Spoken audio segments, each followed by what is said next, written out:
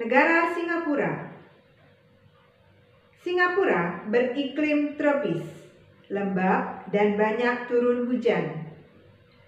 Mata pencarian penduduk Singapura kebanyakan adalah di sektor industri. Target oriented dan kompetisi yang cukup tinggi mengakibatkan penduduk Singapura banyak menghabiskan waktunya untuk bekerja.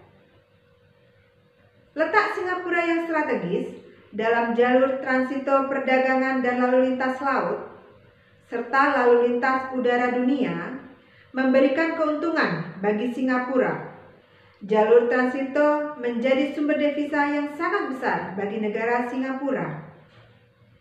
Penduduk Singapura kebanyakan melakukan kegiatan dalam sektor industri. Singapura merupakan pelopor industri di kawasan Asia Tenggara, bahkan menjadi negara yang mempunyai kekuatan industri terbesar di dunia. Sarana dan prasarana yang modern telah menjadi bagian dari kehidupan penduduk Singapura.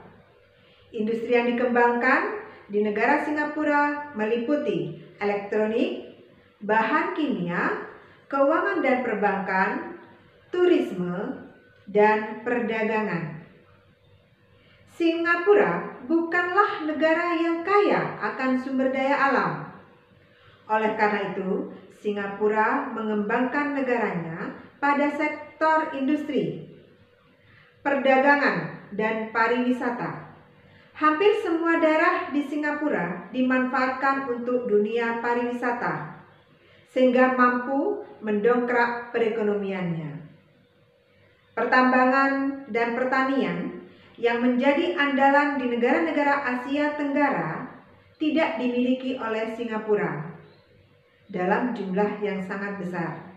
Namun demikian, letak Singapura yang strategis ini mampu menjadikan Singapura sebagai negara yang maju di kawasan Asia Tenggara.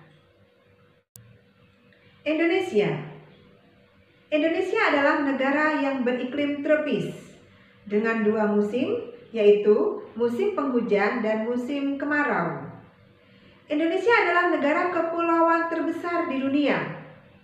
Indonesia terletak di persilangan dua benua dan dua samudra.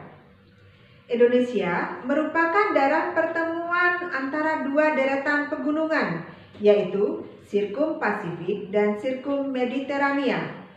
Selain itu, Indonesia juga merupakan pertemuan antara lempeng Asia, Indo-Australia, dan lempeng Samudra Pasifik. Akibatnya, Indonesia dikelompokkan sebagai negara yang labil, memiliki banyak gunung berapi, dan sering terjadi gempa, baik gempa tektonik maupun gempa vulkanik. Keuntungan banyak memiliki gunung berapi mengakibatkan beberapa daerah yang ada di Indonesia ini memiliki tanah yang sangat subur. Ekspor utama Indonesia mengandalkan sektor minyak dan gas, serta hasil sumber daya alam berupa bahan-bahan mentah seperti hasil hutan, ada rotan, kayu, karet, dan lain sebagainya. Kemudian Indonesia juga melakukan kegiatan ekspor di bidang tekstil, serta hasil pertanian, tak lupa hasil perikanan dan perkebunan. Adapun impor utamanya berupa bahan-bahan kimia, kemudian alat-alat elektronik, dan bahan pekakas industri. Negara Laos. Laos adalah negara pegunungan dengan kawasan hutan tropis yang belum terjamah. Laos merupakan satu-satunya negara di Asia Tenggara yang jalan masuk ke wilayahnya tanpa melalui jalur laut. Sebagian wilayah Laos adalah daerah pegunungan dan wilayah lainnya merupakan dataran tinggi. Pertanian merupakan kegiatan ekonomi yang menyerap lebih dari 72% tenaga kerja. Sarana transportasi belum banyak dan sarana telekomunikasi juga masih sedikit. Hal ini membuat laju perdagangan berjalan kurang baik di negara Laos. Ekspor utama Laos berupa barang tambang seperti biji timah, kapas, kopi, kapur barus, dan kulit.